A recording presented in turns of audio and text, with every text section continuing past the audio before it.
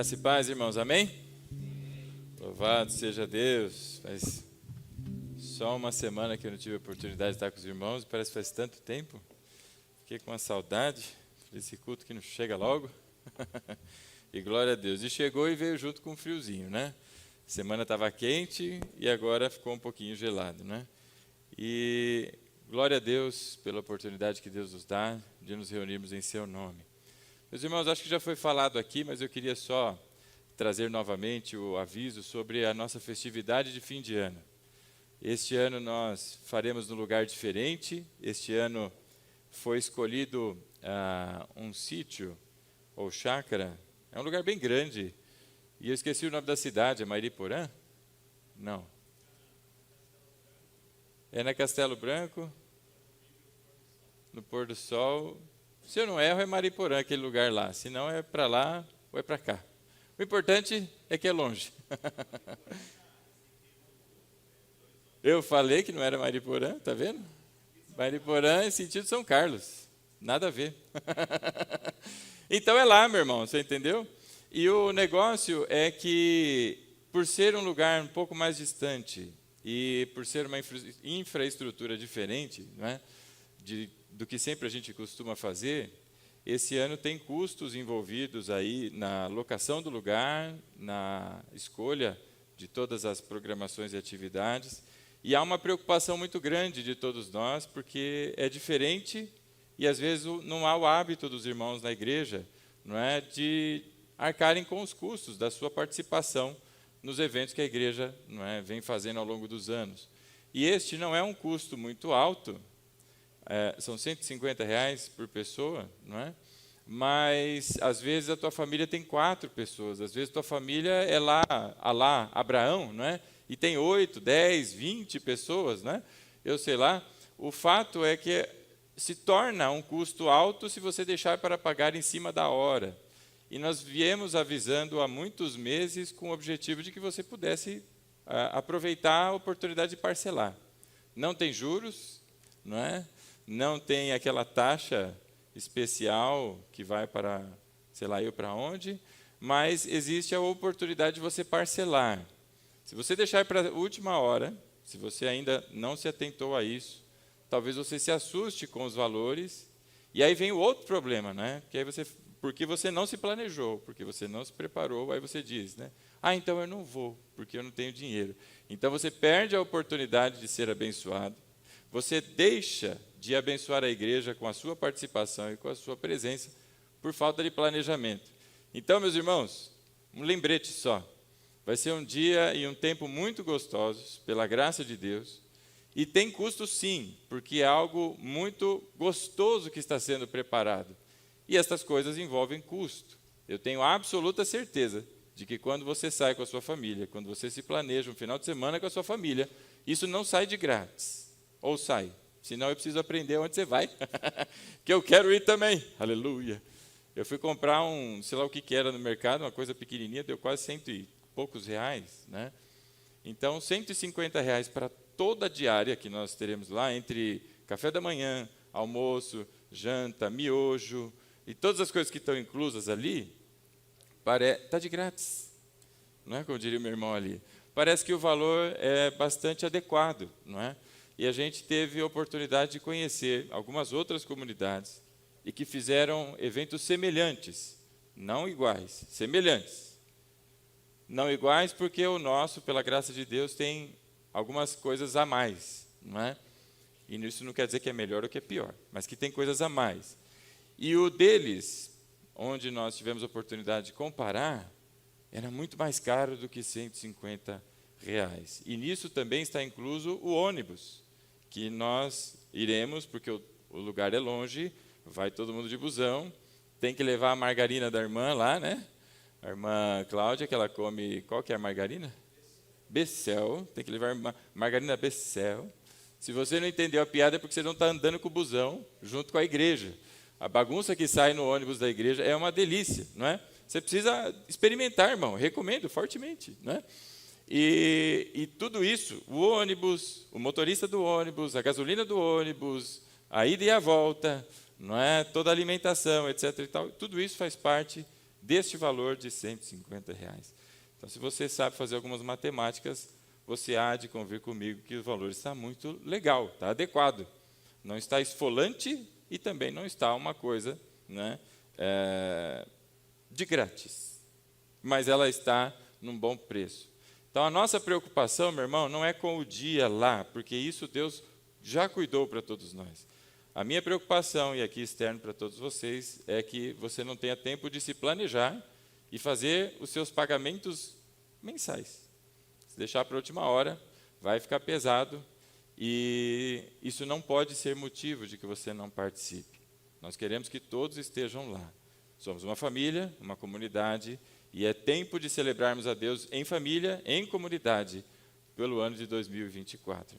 Amém, meu irmão? Quantos já têm o seu carnê das Casas Bahia? Levante a mão. Então, faça o seu carnezinho, pague bonitinho. A irmã Solange, a irmã Ana, a minha esposa Ellen, minha mãe, Dona Neza, não é? Estão todos aí já à disposição para tirar suas dúvidas, mas o importante, não perca isso de vista. Ah, está longe, pastor? Parece. Pisca o olhinho, que você vai ver só. Meu filho nasceu esses dias, já tem 10 anos, está cabeludo, vai fazer 11 daqui a pouquinho, viu? Pisca só um pouquinho para você ver. O tempo avua, como diria os irmãos, não sei de onde, o tempo avua. Meu irmão, dado que o tempo avua, eu vou pedir a todos que abram comigo sua Bíblia, na epístola do apóstolo Paulo aos Efésios, no capítulo 5. Efésios, capítulo 5.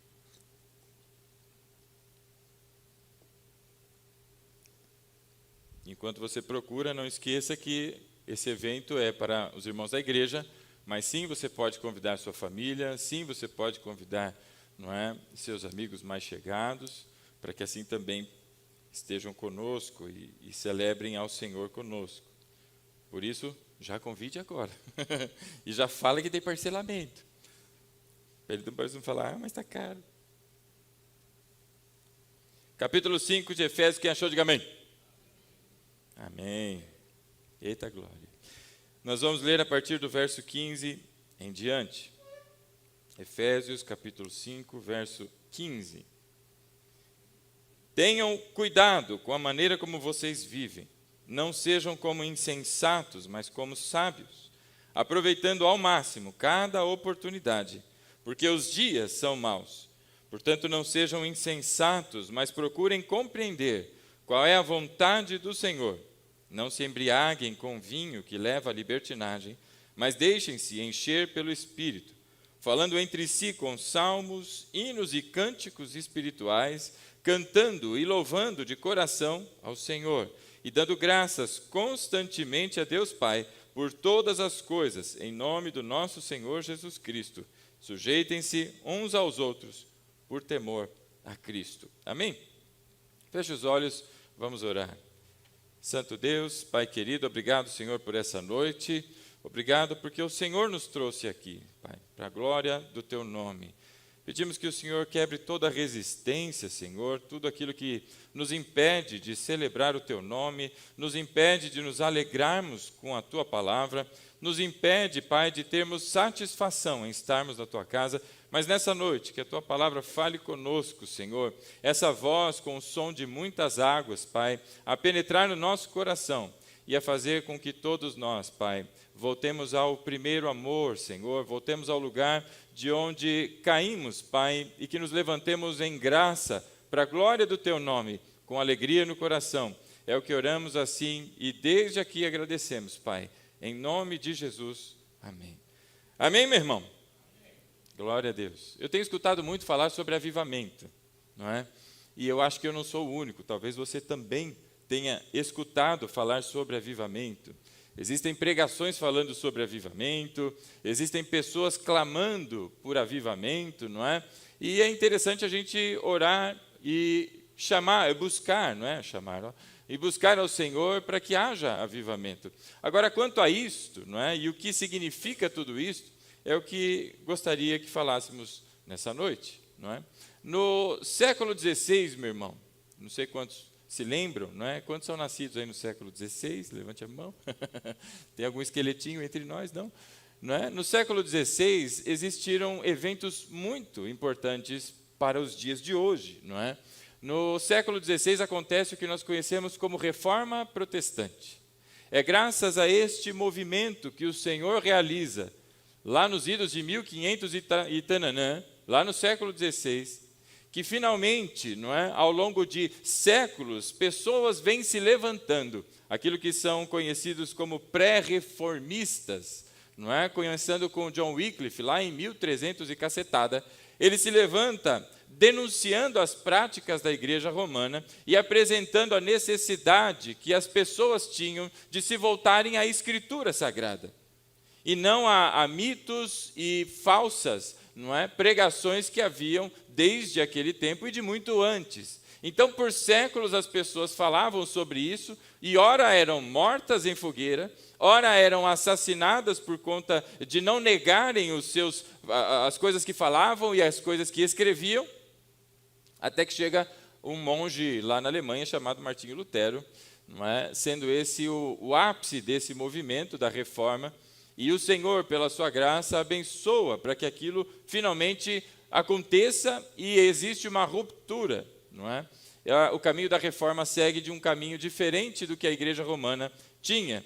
Inicialmente, os reformistas queriam reformar a Igreja, mas esse movimento causa uma ruptura e nasce aquilo que nós conhecemos como protestantismo, não é? E ainda no século XVI, meu irmão, um grupo na Inglaterra surgiu. Veja que isso está espalhado em toda a Europa, e lá na Inglaterra, em consequência da reforma, se levantam homens que tentam, da mesma maneira, levar isso para a igreja anglicana, para reformar a igreja anglicana. Mas esse movimento, não é, causa situações diferentes e também uma ruptura, e não reforma a igreja anglicana, mas nasce um outro movimento, e que nós conhecemos este outro movimento como puritanismo. Quem já ouviu falar dos puritanos? Não é o homo multiação, não é?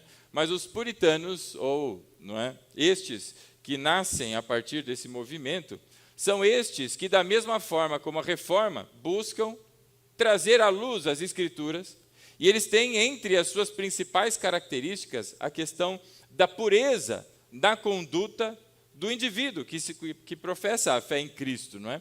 Então, essa pureza que estava presente na sã doutrina, por exemplo, não é?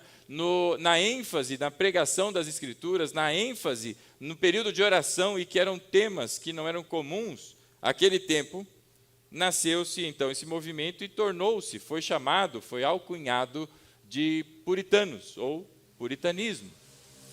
E estes homens, os puritanos, disseram acerca de avivamento e o que é uma igreja avivada.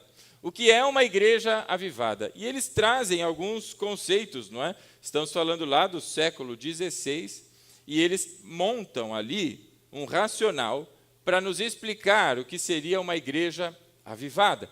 Uma igreja avivada, irmão, se perguntasse hoje para você o que é uma igreja avivada, o que você responderia? Sem medo de errar, eu diria a você que boa parte das respostas que você ouviria, se fizesse essa pergunta, seriam as diferenças entre uma igreja que seja uma igreja pentecostal de uma igreja tradicional. As pessoas diriam que uma igreja avivada é uma igreja pentecostal, sendo que a igreja tradicional ela não é avivada. Elas diriam isto como resposta a uma igreja avivada, porque uma igreja tradicional não tem o hábito de bater palmas, por exemplo. Eu estive num encontro de uma igreja batista tradicional, na sua forma, e na hora que começou lá os louvores, está bem frio aqui, se alguém puder desligar isso aqui, eu estou com frio. E na hora dos louvores, eles começaram a cantar, a alegria está... Meu irmão, é automático, a mão já vai, pá, a alegria está no coração, né? Não, de repente eu percebi, era somente eu ali. E os irmãos estavam olhando assim, para mim, com aquele olhar bem assim da minha mãe, quando eu fazia alguma coisa que não vá. E eu parei, fiquei quietinho. Aí que eu me liguei que eu estava entre irmãos que tinham um modo diferente. Outros vão dizer que aqueles que são presbiterianos, numa brincadeira, não é? Os chamam de sorveterianos, porque eles são bem frios, aparentemente, ou na forma, não é, como essas pessoas expressam. Mas eu queria dizer a você que não. Isto não diz o que é uma igreja avivada. Não é porque uma igreja ela fala mais alto, não é porque uma igreja tem manifestações diferentes pelo fato de se chamar pentecostal, que ela é uma igreja avivada, meu irmão. Muito pelo contrário. E nós vamos olhar para o texto que lemos hoje, porque ele traz as características de uma igreja avivada. E isto, meu irmão, ecoa desde o século XVI com a exposição desses irmãos puritanos. Segundo os irmãos puritanos, o que classifica, o que identifica que uma igreja é avivada, a primeira coisa é a pureza na sua conduta. Como são as pessoas que frequentam essa igreja? Elas buscam uma vida de santidade, sim ou não? Porque uma igreja que faz muito ruído e não tem uma vida de santidade é como uma lata vazia, que faz bastante barulho, mas não tem nada por dentro. Segundo esses irmãos puritanos, uma igreja avivada é uma igreja que tem pureza na conduta. A segunda coisa que esses irmãos diziam que uma igreja avivada é uma igreja que tem alegria na salvação. Por isso não tem nada a ver se é alguém tradicional ou se é alguém, como nós chamamos, pentecostal, porque todos aqueles que creem nas Sagradas Escrituras, estão em Cristo, são pentecostais, porque creem no Pentecostes e creem na manifestação do Espírito Santo. Isso é só um jeito da gente chamar a igreja, é linguajar de crente. Então não tem nada a ver se o irmão é tradicional ou não, de que ele seja ou não seja avivado. Mas se há alegria no coração, porque este irmão foi alcançado, as pessoas dizem, nossa, eu encontrei Jesus. Não, você não encontrou, você foi encontrado. Jesus não estava perdido, quem estava era você. Você quem estava, e ele quem te encontrou. Por isso, estes irmãos que percebem que foram encontrados por Cristo, foram abraçados pela graça do Senhor, estes irmãos têm alegria no coração. O segundo ponto que os puritanos dizem, que uma igreja avivada tem, é uma igreja que tem a alegria da salvação. O fato e a verdade é que tem alguns lugares em que realmente parece que as pessoas não têm alegria, né? Você fala das verdades bíblicas e não há vibração. E quando eu falo de vibração, não é de esoterismo, não vibra, não é? Eu tenho um amigo que agora ele trabalha com música, como é que chama aquele negócio que eu te falei? Bem, é cura pela música. Tem uma ciência aí, e que a vibração do som, não é, dos instrumentos, ajuda na cura. Musicoterapia. E ele me mostrou os negócios lá. Ixi, os irmãos ficam tudo lá. Os irmãos, não sei se eles são irmãos, né? Mas fica tudo lá assim, e ele vai cantando aquela música, com o chifrão lá, aí as músicas meio esotéricas, não é? Mas o fato é que existe alegria no coração daquele que está em Cristo. Ele tem alegria porque ele foi encontrado. Então, se começar a cantar a musiquinha, a alegria está no coração, e você bater palma, e alguma pessoa te repreender, não liga, porque se ele realmente entende, não é, o que ouve da parte de Deus na vida dele, ele também tem alegria. Ele só é tímido e não bate palma. A gente é mais atiradinho e bate muita palma ao Senhor e louva com toda a sorte de manifestação que há no nosso ser. Porque todo ser que respira, louve ao Senhor, glória a Deus. Esse é o segundo ponto, então, segundo os puritanos, meus irmãos, que são características de uma igreja avivada. Primeiro delas, qual era? Pureza de conduta, uma vida de santidade. Já esqueceu, irmão? Que é isso? E a segunda? A alegria da salvação. E a terceira coisa, segundo os puritanos, que demonstra que esta é uma igreja avivada, é a plena consciência da salvação. É a plena consciência da salvação. Parece igual, né? Porque a pessoa está alegre porque foi salva, mas ela tem uma consciência agora da salvação. E isso traz bastante diferença, né? Uma pessoa casada e uma pessoa consciente de que está casada não é? Traz um reflexo bastante diferente na sua vida e no seu dia a dia, sim ou não? Consciência e o estado, não é? Mas o estado consciente do estado em que está consciente, não é? Você entendeu? A terceira característica, então, que uma igreja é avivada, meu irmão, é que ela tem plena consciência da sua salvação. E nós vamos então olhar para este texto, meu irmão, em Efésios, no capítulo 5, deixe sua Bíblia aberta, ou como diria alguém aí, né, deixe ela abrida, no capítulo 5 da Epístola aos Efésios, porque existem pelo menos 3 grandes epístolas que tratam de temas práticos para a igreja.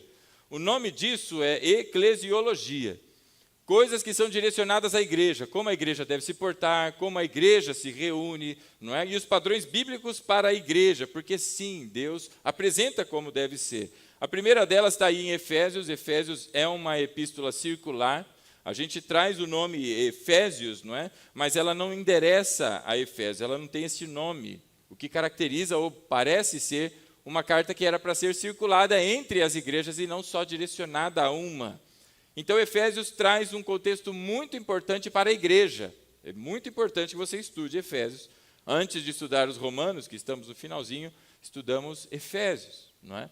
E outras 2 que são importantes aí para o movimento, ou para o entendimento, melhor dizendo, daquilo que é o comportamento da igreja, em ordem até um pouco mais prática, são as epístolas aos Coríntios, não é? A primeira e a segunda de Paulo a Coríntios. Então, nós vamos hoje aqui, capítulo 5, verso 15, para que a gente possa fazer, então, este entendimento. Verso 15 começa assim: tenham cuidado com a maneira como vocês vivem, que não seja como insensatos, mas como sábios. Como é que esse versículo começa, meu irmão? Você que está com a NVI, assim como eu, ele começa assim: tenham cuidado. O original, e como está na Almeida Revista e Atualizada, começa com uma outra palavra. E ela começa com a palavra portanto. Não sei por que a NVI suprimiu, mas não devia. Portanto, é uma palavra extremamente importante no estudo bíblico. Você nunca deve passar por essa palavra desatento. Todas as vezes que você encontrar a palavra portanto, é porque ali está acontecendo alguma coisa.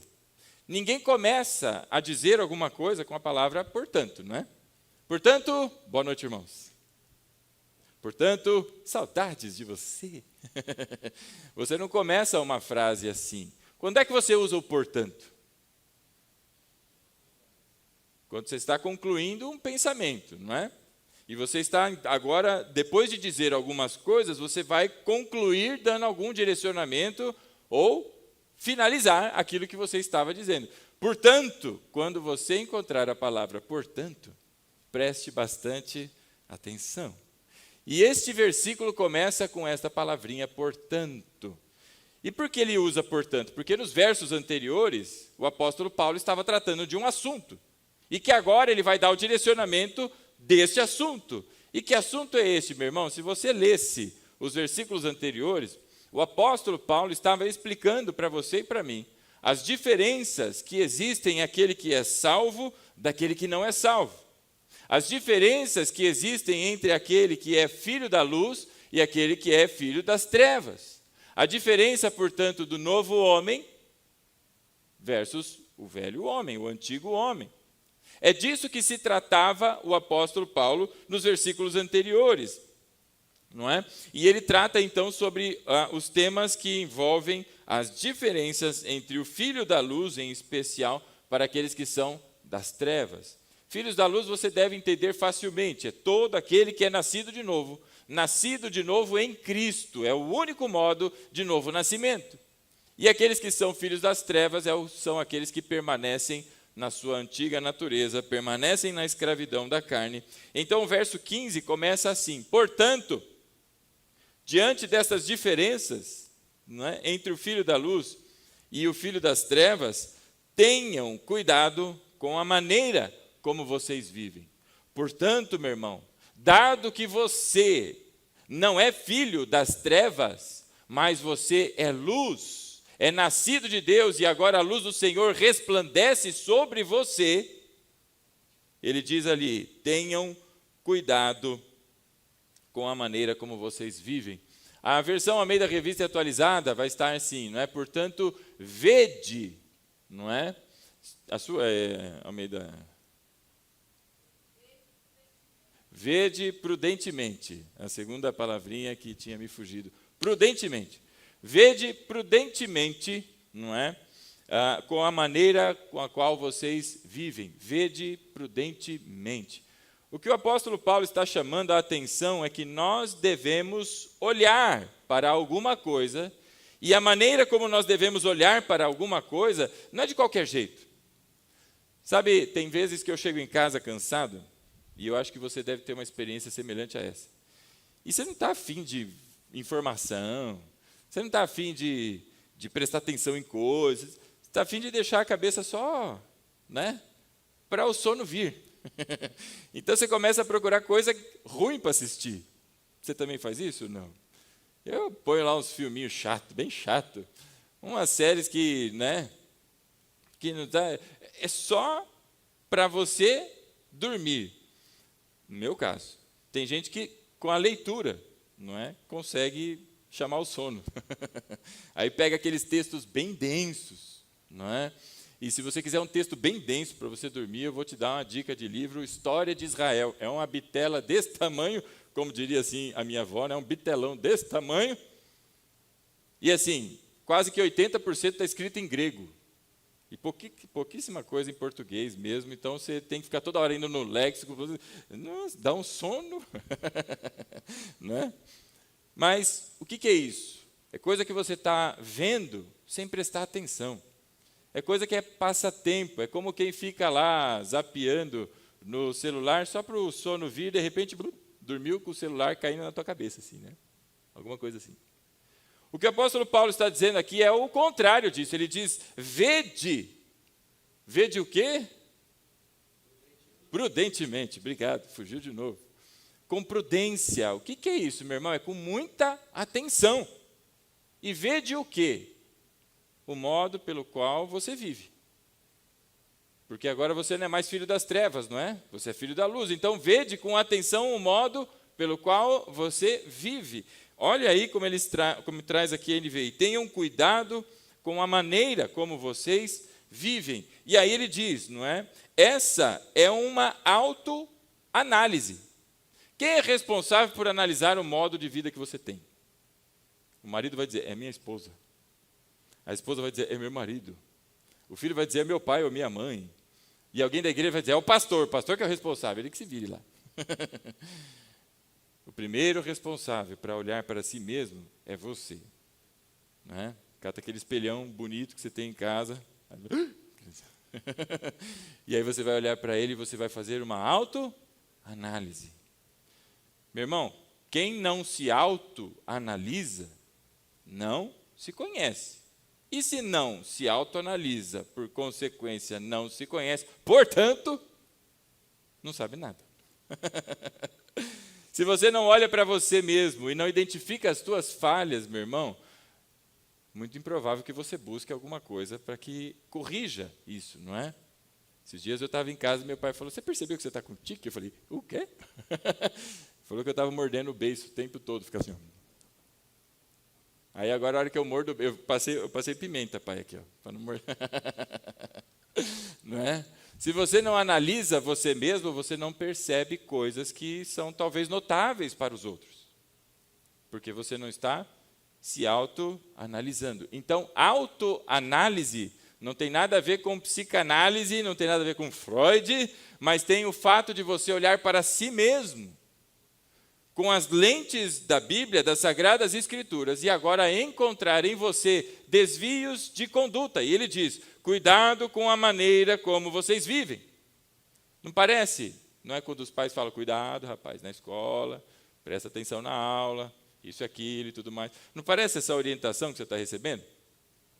E eu consigo ouvir, não é, meus pais falando, vai estudar, rapaz, está na escola para estudar, você só tem que se preocupar com isso, não se preocupa com mais nada, é só com a escola, ele vai estudar e tal. Então, agora aqui o apóstolo Paulo diz, cuidado com a maneira com a qual vocês vivem. E aí ele diz mais, ele diz assim, olha, que não seja como o insensato, mas seja como o sábio. Não seja como o insensato, mas seja como sábio. Então não tem uma outra maneira de se autoanalisar senão através da sabedoria e não da insensatez. E ele diz, não sejam insensatos, mas sejam como os sábios. Então ele está dizendo como você deve se analisar.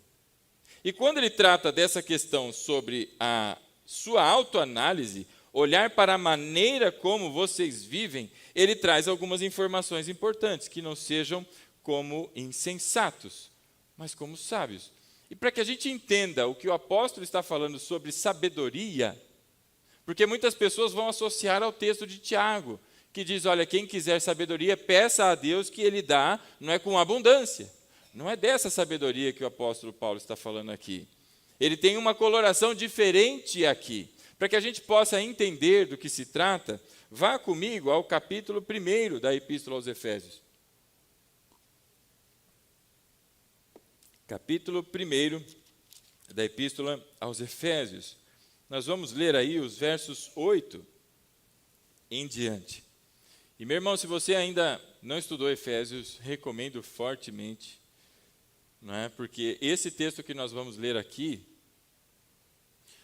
eu não sei qual que é o tipo de comida que você é fã, e sabe aquele tipo de comida que é pesada, não é? Que você precisa de tempo para digerir, talvez feijoada, não sei. Qual que é a comida que você come e que, né? Lasanha. Não, que é isso, irmã, lasanha é levinha. Mas o texto que nós vamos ler aqui é um destes que é comida pesada. Para que você leia e aprenda, você tem que ter maturidade, você tem que se desenvolver, você tem que estudar a palavra do Senhor. Olhos desatentos que passam na leitura perdem bastante coisa, porque não compreendem do que se trata. São palavras, não é? Aqui para que a gente preste atenção. Olha aí o verso 8, capítulo 1, verso 8. Ele diz assim, não é?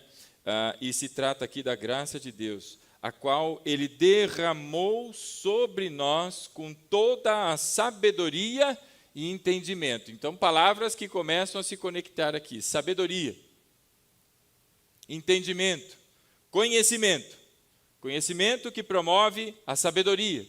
A sabedoria, nos termos bíblicos, meu irmão, é conhecimento para saber agir em determinadas situações. Aquele que é sábio é aquele a quem você recorre com uma dúvida, com uma questão, com um problema, e esta pessoa tem maturidade na palavra do Senhor e consegue lhe dar um bom conselho, lhe orienta segundo a Bíblia, e você, por meio da palavra de Deus, não é?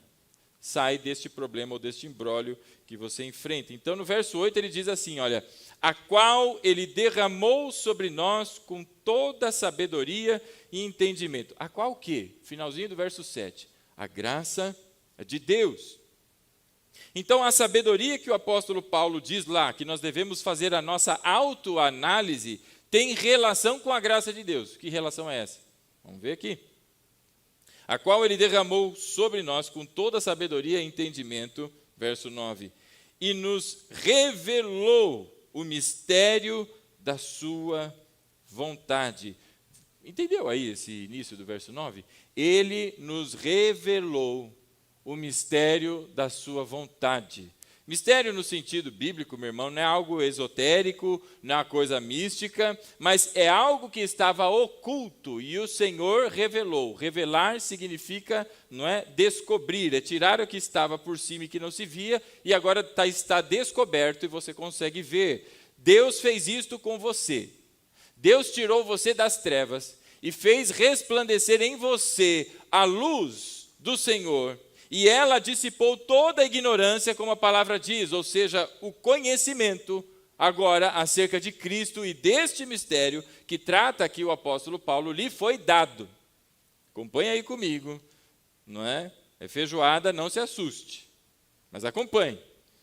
Verso 9, e nos revelou o mistério da sua vontade. Se foi revelado, é porque não tinha conhecimento, e agora tem. E quem trouxe esse conhecimento foi o Senhor.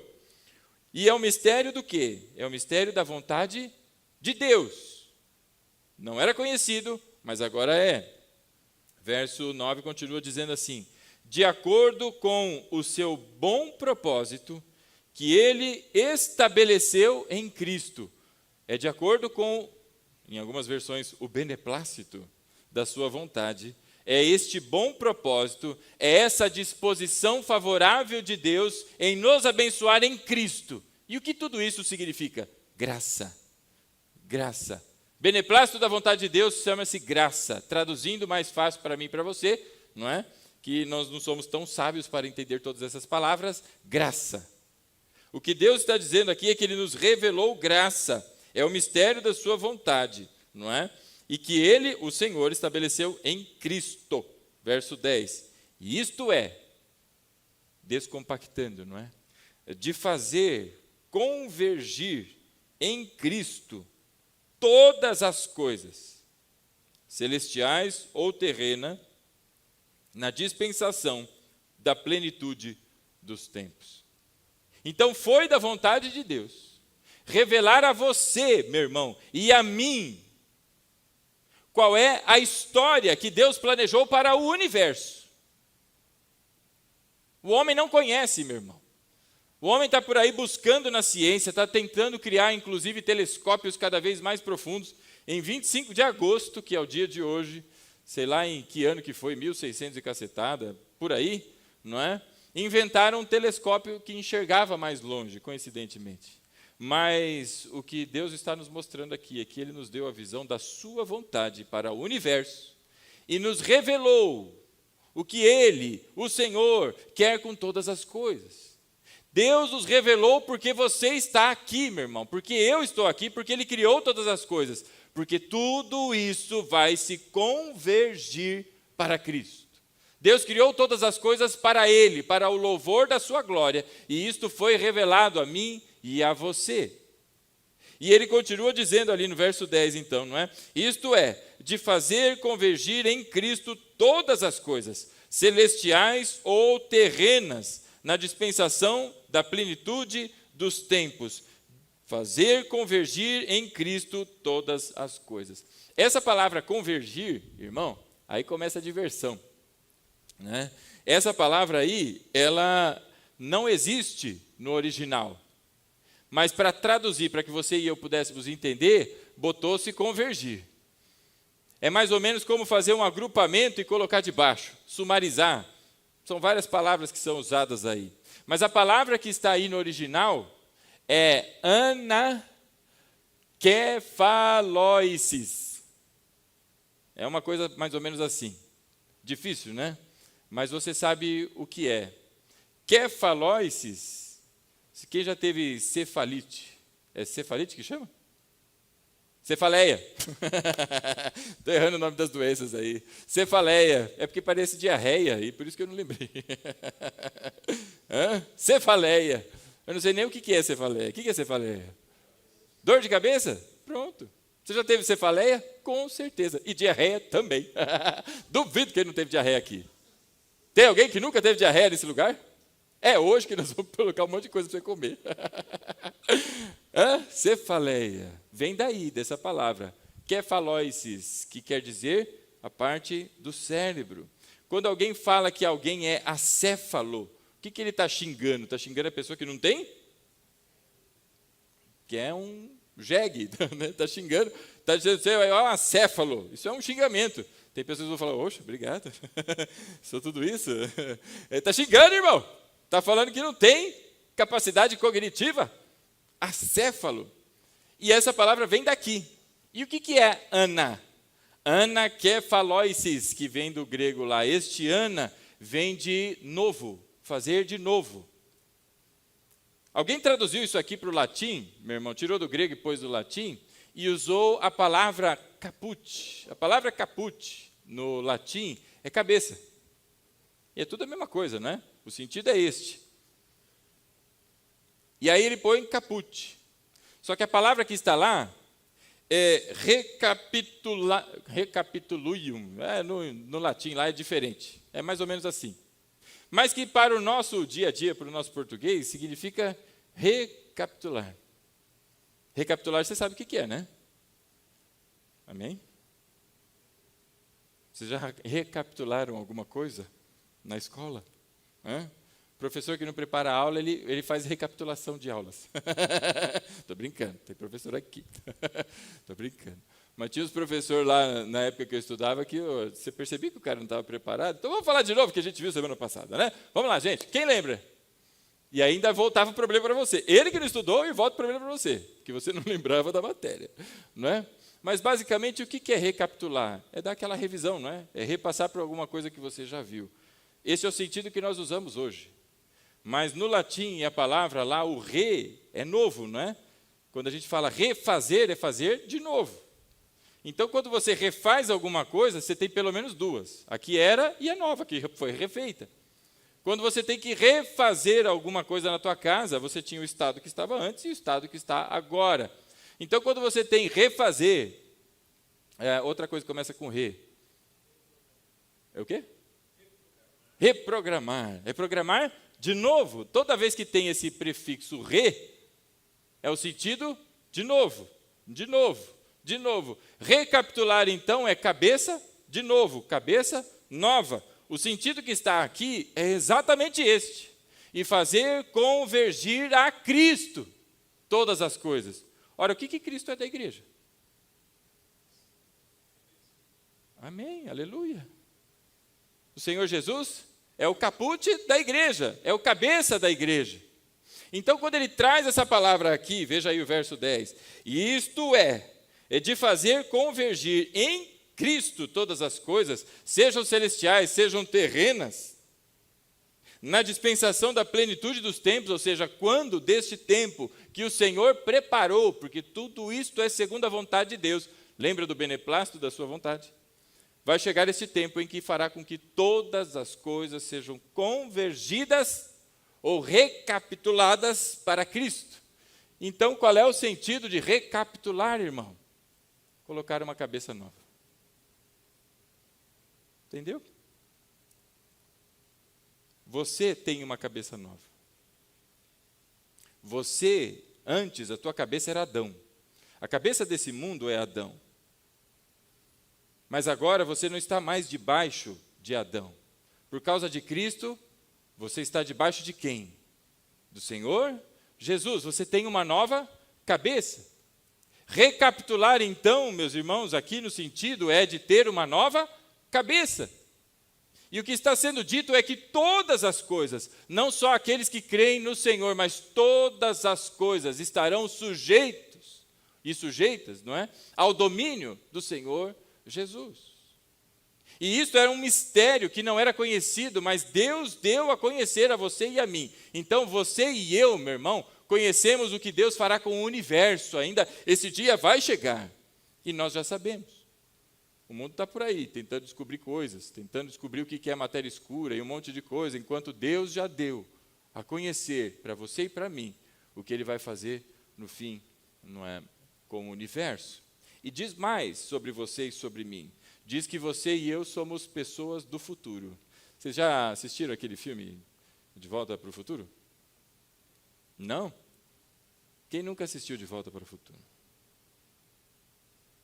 Quem não conhece lá o Bife? O DeLorean, aquele carro muito louco, né? Hã? Não assistiu? Então, irmão, quando você quiser dormir, está assim meio cansado, bota De Volta para o Futuro. Tem 1, 2 e 3. Olha a propaganda, né? Nós somos pessoas do futuro, meu irmão. Porque o que vai acontecer com o mundo, de estar sujeito a Cristo, de ter uma nova cabeça, já aconteceu comigo e já aconteceu com você. Nós já vivemos aquilo que vai ser o futuro para o universo. Só que para nós que estamos em Cristo, não é? Isso é para a vida. Para quem não está em Cristo, isso é para a morte.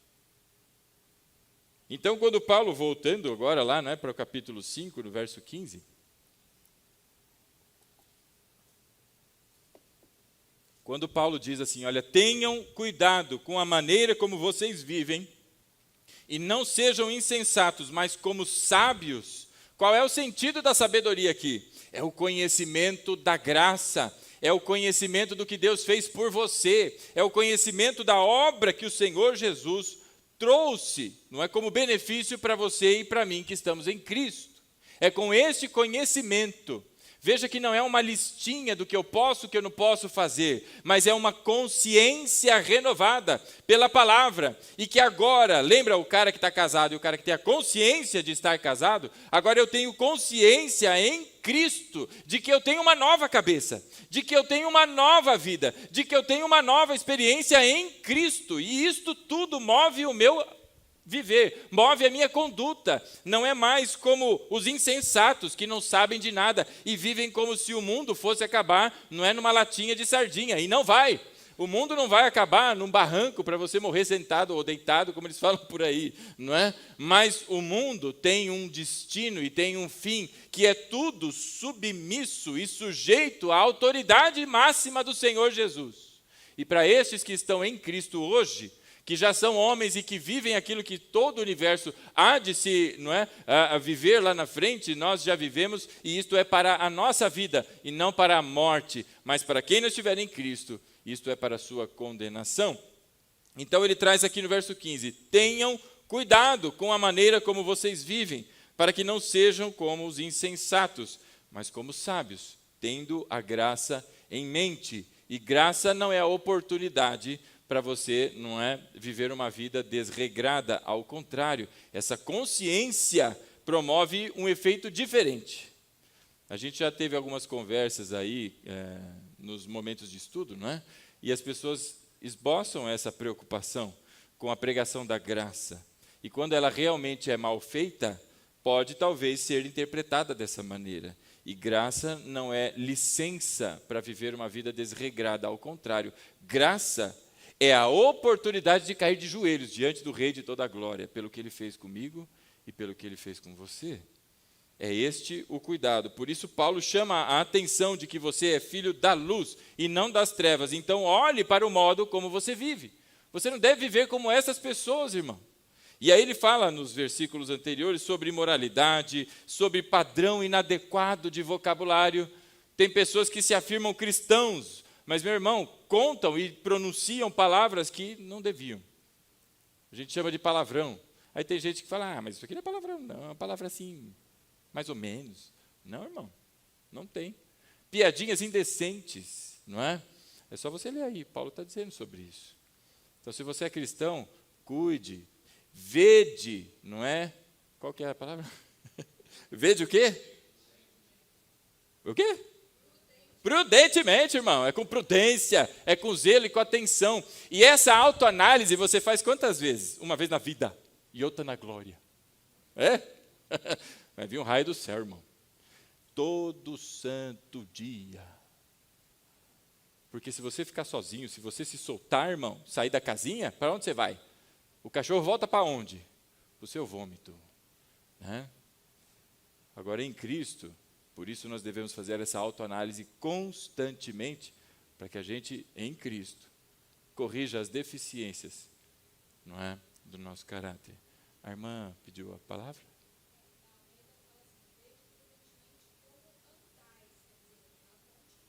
Exatamente. Obrigado, viu? A gente ensaiou isso em casa.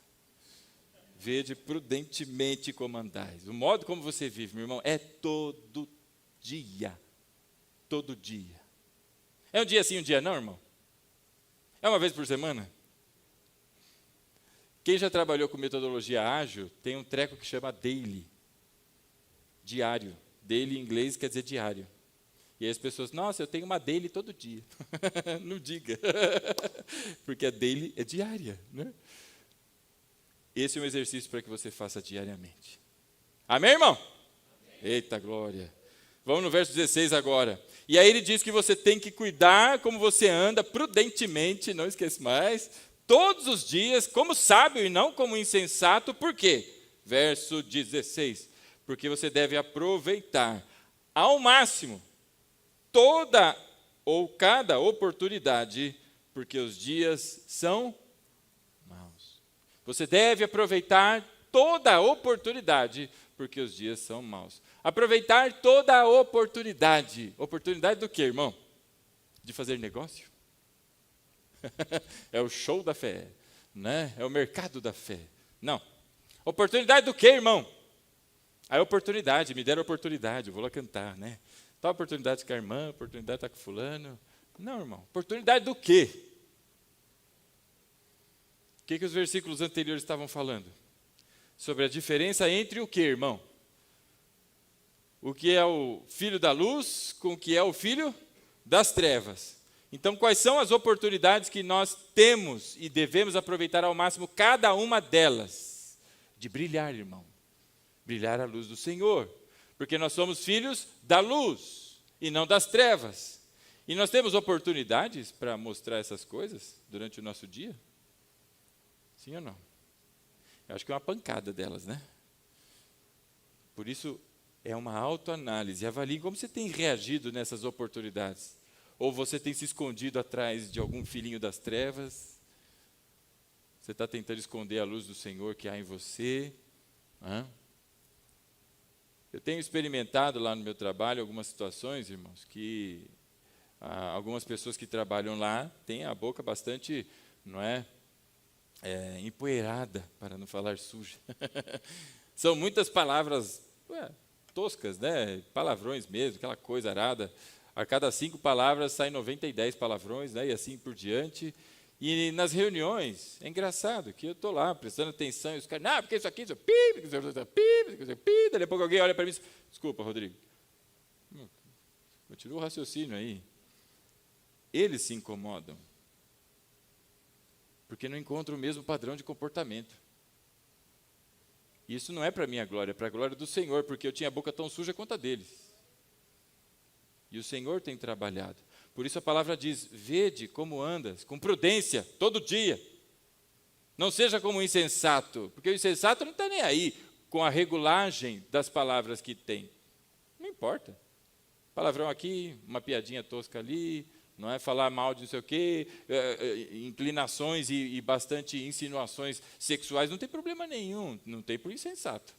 Agora, aquele que tem a consciência do que Deus revelou a mim e a você, que nós temos uma nova cabeça, eu e você somos recapitulados. Você vai chegar em casa e vai dizer para o seu pai, pai, eu sou recapitulado.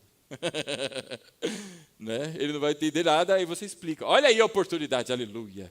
Então não perca ao máximo, ele diz ali o verso 16, aproveitando ao máximo cada oportunidade. E por que a gente deve aproveitar cada oportunidade? Porque os dias são maravilhosos. Porque os dias são maus.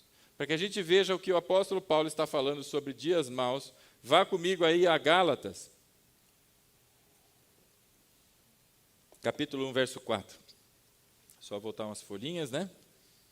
Gálatas, capítulo 1, no verso 4. Vamos fazer a leitura do verso 3 em diante, né? Ele diz assim, Gálatas 1, 3. Quem achou, diga amém. Amém, amém. Gálatas, Efésios, verso 3. A vocês, graça e paz da parte de Deus, nosso Pai, e do nosso Senhor Jesus Cristo, verso 4, que se entregou a si mesmo por nossos pecados, a fim de nos resgatar desta presente era perversa, segundo a vontade de nosso Deus e Pai, a quem seja a glória para todos sempre. Amém. Qual é a característica dos dias de hoje que o apóstolo Paulo registra no verso 4? Esta é uma era perversa, irmão. Quando a Bíblia fala que esses dias são maus, é porque esta é uma era perversa, pervertida, com inclinação a perverter os bons costumes. E aqui, não é? Diga-se de passagem, 1 aos Coríntios, do capítulo 15, verso 33, o apóstolo Paulo diz o seguinte, cuidado, as más companhias, não é? O que elas fazem? Corrompem os bons costumes. O mundo diz por aí, né? Diga-me com quem andas, eu te direi quem és. A Bíblia diz, cuidado, porque as más companhias corrompem. Não é que pode ser que corrompem os bons costumes. Por isso, cuidado, irmão, cuidado. Por isso aqui ele traz para que a gente perceba que esses dias são maus, porque esta presente era é uma era perversa. Você vai encontrar a perversidade. Não há outro padrão de comportamento para o mundo, senão a perversidade. Tudo sendo pervertido. Você encontra pessoas com dificuldades físicas e outros ali, não é, pervertendo aquela situação e fazendo piadas e inclinando-se sobre as dificuldades daquela pessoa. Você vai encontrar alguém que viveu algo bastante difícil na sua vida, não é? Como um episódio de estupro, por exemplo. E aí virão outros e vão falar, mas a culpa é dela, igual a roupa que ela andou, é isso mesmo, não é? Aí vem um outro, sei lá de onde vem, não é? E porque eu não posso falar. Mas ele diz assim, olha, mas se for estuprar, pelo menos não mata, né? Só estupra. Um governante vai falar uma coisa dessa, irmão?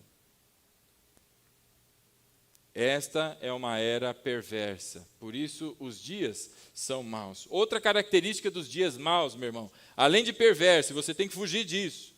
Isso não faz bem para você. Romanos no capítulo 8. Capítulo 8 de Romanos.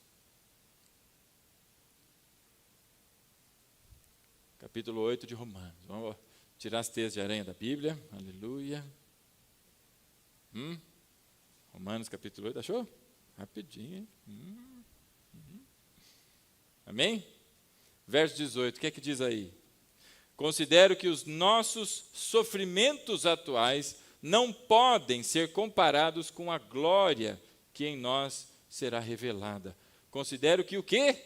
As alegrias atuais, os sofrimentos. Estes dias são maus por causa dos sofrimentos. Nós sofremos nestes dias. E por isso, meu irmão, a gente deve aproveitar cada oportunidade. A palavra do Senhor diz que, inclusive, a tua morte deve glorificar ao Senhor. Quantas pessoas do leito de morte, sendo visitadas, seja pelos enfermeiros, seja por familiares, eles estão ali dizendo, não é? E glorificando o nome do Senhor. E dizendo que tudo isto, não é? Há de acabar, mas os seus olhos se abrirão na glória, junto com o eterno, para sempre. Nós encontramos, então, sofrimentos.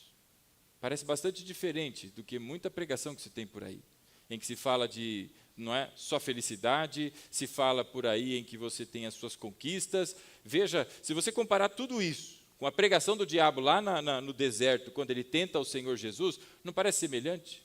Quem oferece riquezas, quem oferece coisas, não é, agradáveis e confortáveis. Agora o Senhor Jesus diz para mim e para você, não é? No mundo tereis aflições, sofrimentos, irmãos. Mas tem de bom ânimo, porque eu venci o mundo. E na vitória de Cristo, eu e você, como diz a palavra, somos mais que vencedores. Por isso há sofrimento, irmão. Estar em Cristo não isenta de sofrimento. Mas ao contrário, são evidenciados os sofrimentos que nós temos. Segundo motivo, porque os dias são maus. Primeiro, porque é uma era perversa. É porque nós temos sofrimentos. E agora eu peço a você que vá comigo a primeira de Paulo aos Coríntios. No capítulo 2. Primeira de Paulo aos Coríntios. Capítulo 2.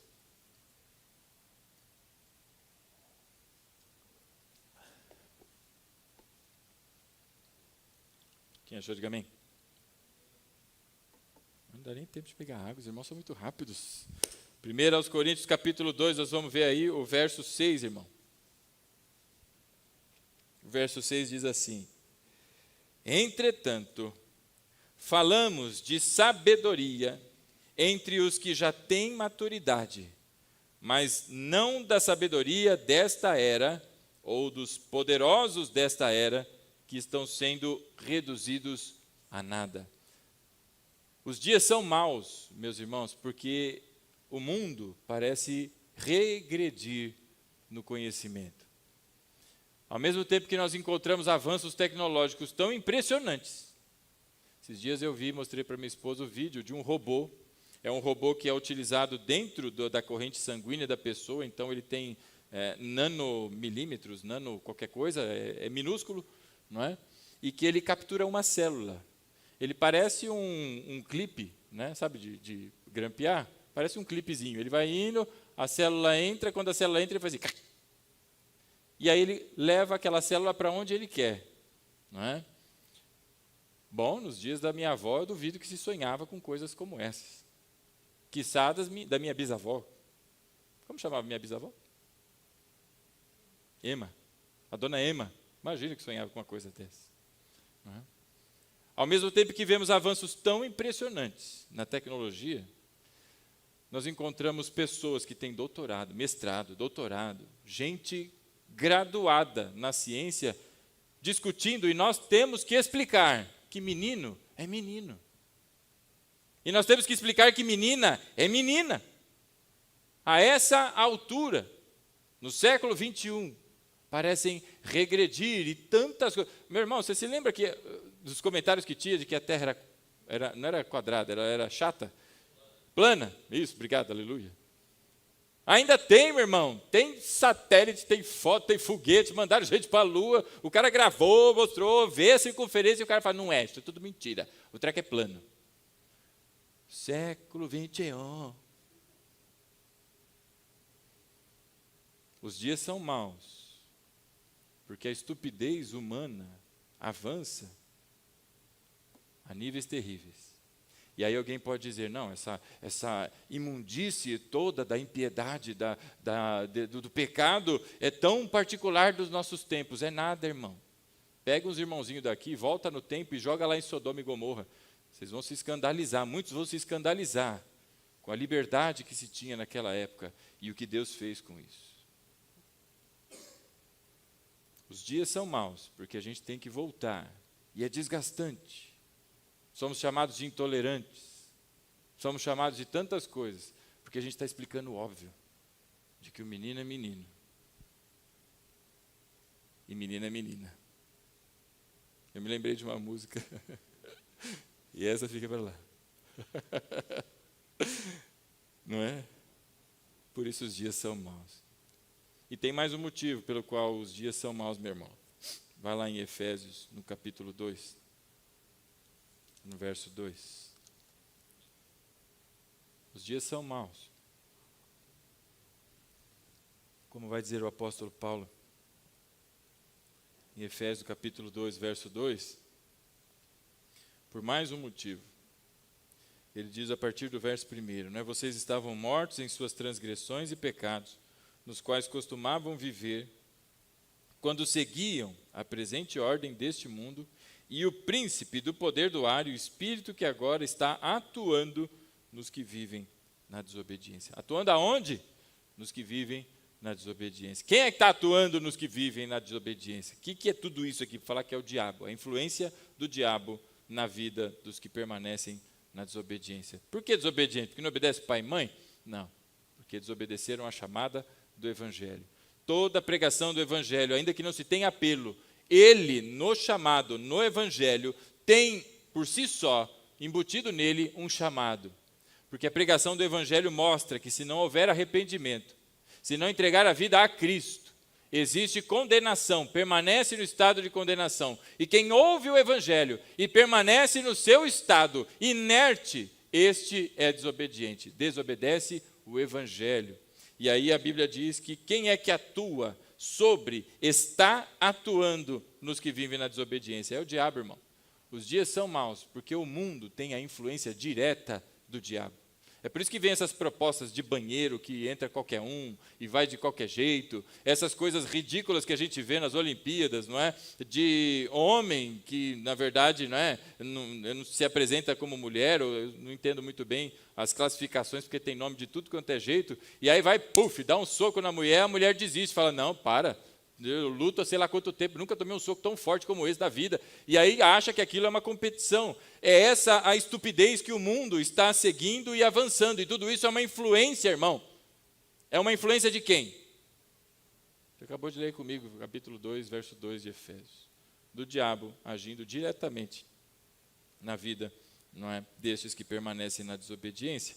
Então, voltando lá ao capítulo 5, meu irmão, verso 16, diz assim: aproveitando então ao máximo cada oportunidade de brilhar a luz de Cristo a este mundo, porque os dias são maus, porque existe a influência do diabo na vida destes que estão em desobediência, porque existe a perversidade e porque nós estamos vendo, não é, todo este sofrimento que nós temos, em especial sofrimento por causa da obra, porque nós buscamos uma vida de santidade e o mundo vai na contramão disso.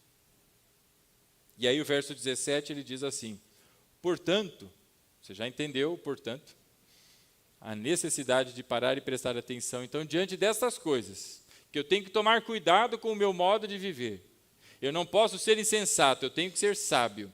E na sabedoria de Deus, no conhecimento da graça, eu devo aproveitar cada oportunidade, porque os dias são maus. Então agora vem, portanto, não sejam insensatos, mas procurem compreender qual é a vontade do Senhor. Então, não seja insensato, mas procure compreender qual é a vontade do Senhor.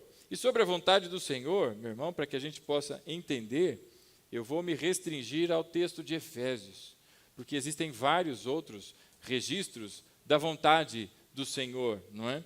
Mas em Efésios, o apóstolo Paulo escrevendo, que vontade é esta a qual ele se refere? A primeira, não é, referência, o primeiro endereço que nós temos aqui, volta comigo lá no capítulo 1. Efésios, lá no capítulo 1.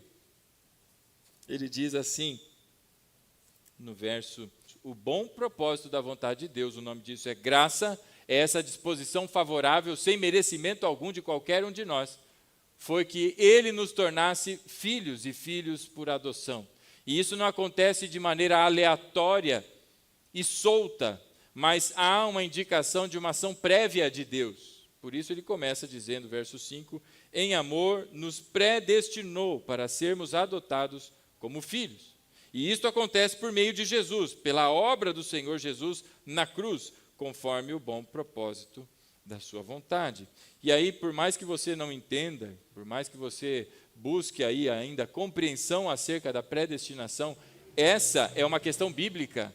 E por isso Paulo diz, não sejam insensatos, mas busquem compreender qual é a vontade de Deus. E ele está expressando aqui qual foi a vontade de Deus e o que Deus fez por meio da sua vontade. E olha aí comigo o verso 11. Ele diz lá no verso 11, nele também fomos escolhidos, tendo sido predestinados, conforme o plano daquele que faz todas as coisas segundo o propósito da sua vontade. Então, quando nós olhamos aqui o apóstolo Paulo trazendo referência a não ser insensato, meu irmão, é olhar para aquilo que os antigos chamavam de abismo da cruz. Já ouviu falar dessa expressão? O abismo da cruz? Os antigos, os da patrística lá, meu irmão, eles diziam que a cruz é como um grande abismo. E ao tentar se aproximar dela, a gente não enxerga o fundo, e porque não enxerga o fundo, não consegue compreender. E as pessoas olham para si mesmas, não é? E observam as suas falhas, os seus defeitos, mas por que Deus me ama? Por que Deus me escolhe? Porque são temas que nós vimos aí, são temas bíblicos. A escolha e predestinação. Entre as interpretações, e eu não vou entrar nelas, mas são temas bíblicos, se olha para isso e se observa, mas por que eu? Não se encontra resposta para isso. Porque foi em amor. O nome disso é graça, é o beneplácito da vontade, é o bom propósito da vontade de Deus. Não foi da vontade de homens, mas da vontade dele, do Senhor. Ora, e o que isso faz então? Faz com que a gente caia de joelhos diante do Senhor e manifeste o primeiro sentimento para aquele que tem consciência do que Cristo fez. E esse sentimento é gratidão. É agradecer a Deus. Agradecer porque Ele nos tirou das trevas. Agradecer porque Ele nos colocou no reino do Seu Filho, nos colocou na luz. Ele resplandece a sua luz em nós. Ele dissipou toda a ignorância do nosso entendimento. Ele nos deu uma nova natureza. Ele nos fez filhos e filhos por adoção. É tudo por obra dele. Então o apóstolo Paulo diz lá no verso 17, portanto não sejam insensatos. O insensato é o que segue aleatoriamente, é o que segue como se não houvesse, não é? E escancaradamente a apresentação da vontade, mas procurem compreender qual é a vontade do Senhor. Por isso eu disse que eu me restringiria a Efésios, porque tem vários outros temas que envolvem a vontade de Deus aqui, não é? Mas na mesma epístola.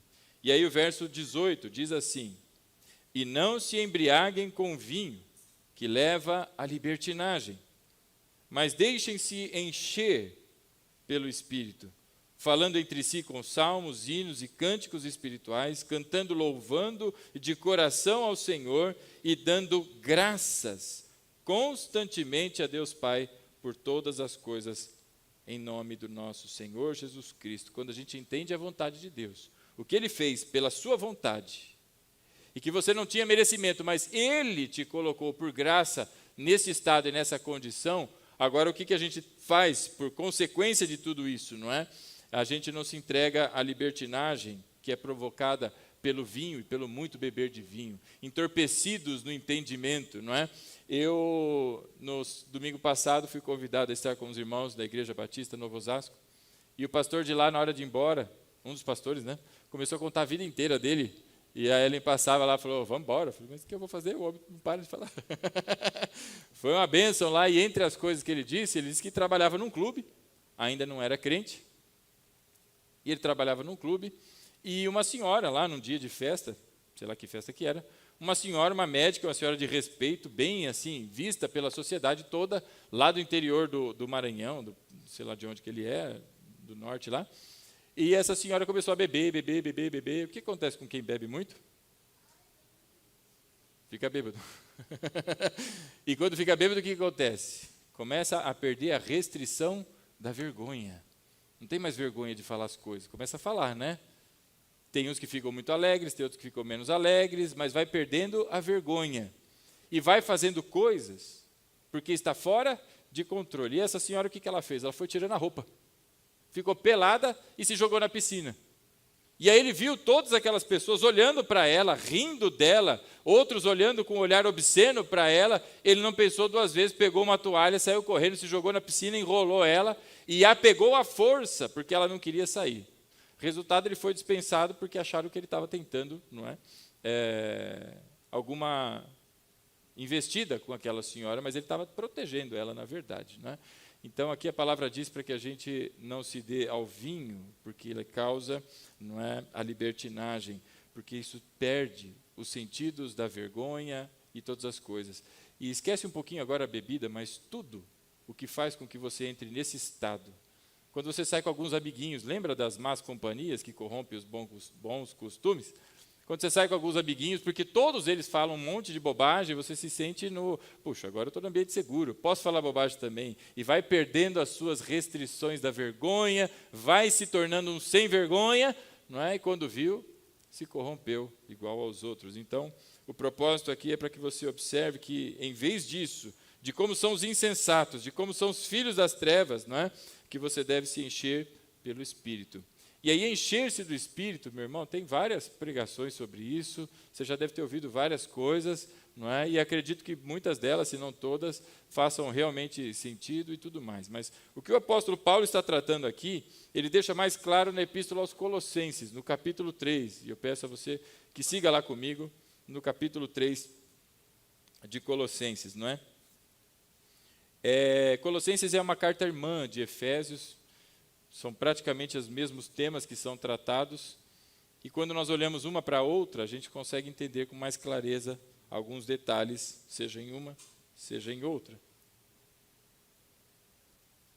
No capítulo 3 de Colossenses, meu irmão, olha aí, a partir do verso 16, ele diz assim: habite ricamente em vocês a palavra de Cristo, ensinem e aconselhem-se uns aos outros com toda a sabedoria e cantem salmos, hinos, cânticos espirituais com gratidão a Deus em seu coração.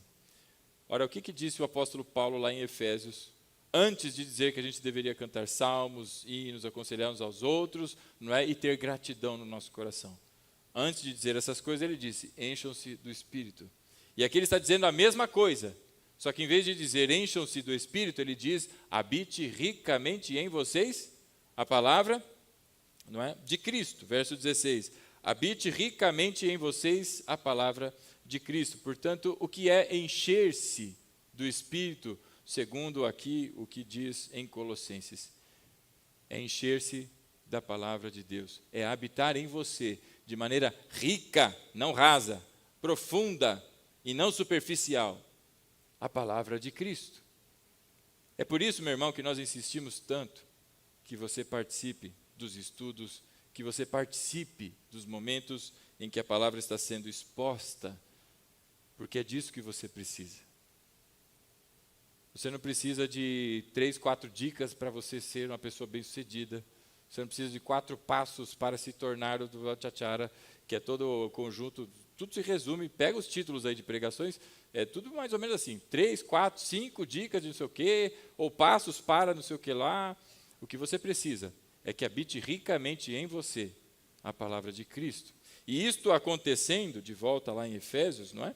No capítulo 5, ele diz então, verso 19, habitando ricamente em você a palavra de Cristo, ou seja, se permitindo encher pelo Espírito, verso 19, falando entre si com salmos, hinos e cânticos espirituais, cantando e louvando de coração ao Senhor e dando graças constantemente a Deus por todas as coisas em nome do Senhor Jesus. Então a manifestação da gratidão é diante dessa consciência. E o verso 21, por fim, sujeitem-se uns aos outros por temor a Cristo. A sujeição, lá em Colossenses, ainda no capítulo 3, meu irmão, dos versos de 12 a 15, você vai encontrar lá. Ele vai falar sobre o perdão, ele vai falar sobre a manifestação do amor entre as pessoas, além de suportar, que é carregar no colo os irmãos, uns aos outros. Então você deve me suportar, irmã, né? Eu peso, quanto que eu peso? Acho que uns 80 quilos, né? A irmã tem que me carregar, viu? Me carrega no colo. Isso é suportar, meu irmão. E viver o amor de Deus, não é? Sujeitando-se uns aos outros por temor a Cristo. Segundo o trecho que nós lemos, o capítulo 5, dos versos de 15 a 21, nós encontramos aqui o apóstolo Paulo descrevendo para a igreja, não só padrões de comportamento, mas uma consciência que faz com que agora as minhas atitudes sejam moldadas segundo este entendimento, tendo a mente renovada, não é, pela palavra, e não tomando forma e molde como o mundo, falsos profetas e etc., não é, estão a pregar por aí. E isto, segundo a palavra de Deus, é uma igreja avivada. É esse o avivamento que a igreja precisa. As pessoas estão procurando experiências, estão procurando uma espinha que começa a fazer aquele não é, aquela borboletinha na barriga, estão buscando uma experiência que elas chorem. Meu irmão, o motivo do teu choro, como diz a palavra em Romanos, no capítulo 15, tem que ser o teu pecado. A autoanálise, lembra dela? Para desviar o teu caminho dessa desgraça e da morte do pecado, inclinar o teu caminho para Cristo, pensar nas coisas que são do alto. É este o avivamento que a igreja precisa. Segundo os puritanos, então, você deve se lembrar, não é? 3 características de uma igreja avivada, e não tem nada a ver se ela é pentecostal ou não pentecostal. Não tem nada a ver se ela pula, se ela não pula, se ela bate palma, se ela não bate palma. Mas tem a ver com pureza de conduta, uma vida de santidade, tem a ver com a alegria da salvação. Pessoas que, porque o copo caiu, vida, ó céus, acabou a minha vida. Não menosprezando o sentimento de ninguém, mas a pessoa não se lembra mais, não é, de que ela em Cristo é nova criatura. Perdeu de vista, saiu do horizonte. E agora esses pormenores são capazes, não é, de prostrar a vida da pessoa. E o terceiro é a consciência da sua condição de salvos em Cristo Jesus. Todos estes expressos no texto que nós lemos aqui. Então os puritanos não tiraram isso da cabeça, mas como um dos seus princípios, que era base na Escritura, nós vemos aqui uma igreja avivada. E aí eu perguntei a você no começo, se você perguntar para alguém o que é uma igreja avivada, eu disse que não haveria dúvidas e que você ouviria respostas do tipo, é uma igreja pentecostal, é uma igreja tradicional. Agora, diante de tudo isso que nós falamos, eu vou inverter a pergunta para você. E se alguém viesse a você e perguntasse, a IBFO é uma igreja avivada? O que você responderia? Eu tenho uma segunda pergunta para você. Se alguém virasse para você, você é um cristão avivado? O que você responderia? Meu convite para você nessa noite, meu irmão, é que você reflita sobre esse texto que nós lemos agora e com base nele, não é, você possa, meu irmão, buscar ao Senhor com alegria pelo que Ele fez por você, com consciência de toda a obra do Senhor e onde Ele te colocou, e agora como representante do reino, tudo que está, não é, diante de você, para que você mude a tua conduta e busque pureza na sua conduta. Então, eu convido você a se colocar de pé nessa noite, em nome de Jesus.